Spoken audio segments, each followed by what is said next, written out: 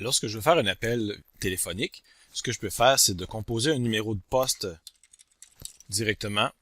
Quand je vois le numéro apparaître, je fais Enter et systématiquement, l'appel se fait. Donc, je vais raccrocher parce que ça ne répond pas.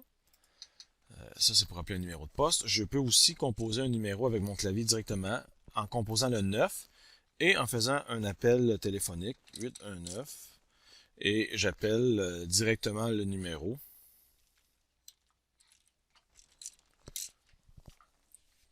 Je fais Enter pour lancer la communication. Et voilà, quand j'ai la communication en cours, les gens vont répondre puis je pourrai parler. Sinon, ben là, comme c'est là, je vais raccrocher. Donc, on vient de voir que je peux composer un numéro directement dans la barre de recherche ici. Sinon, on peut utiliser l'onglet téléphone et composer à l'aide du pavé numérique le numéro de poste directement et faire appeler. Ou si j'appelle une ligne téléphonique externe, faire le 9, composer le code régional et le numéro et faire appeler.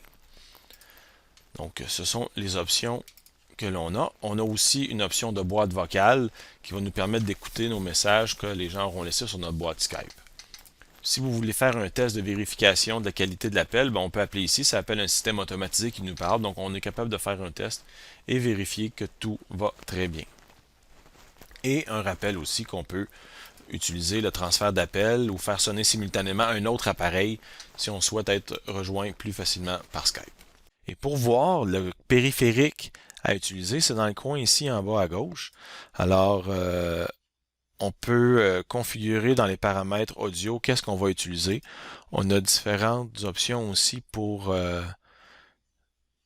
tester, voir si la voix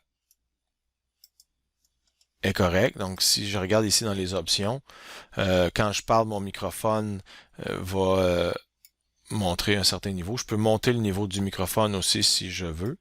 On peut écouter la musique si on souhaite.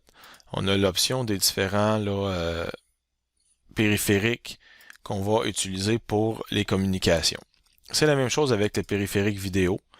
On a la caméra ici, qui est la caméra intégrée du portable qu'on pourrait activer ou pas. Donc, voilà les différentes options. Il y a d'autres options aussi, entre autres, si on veut changer notre image pour une autre.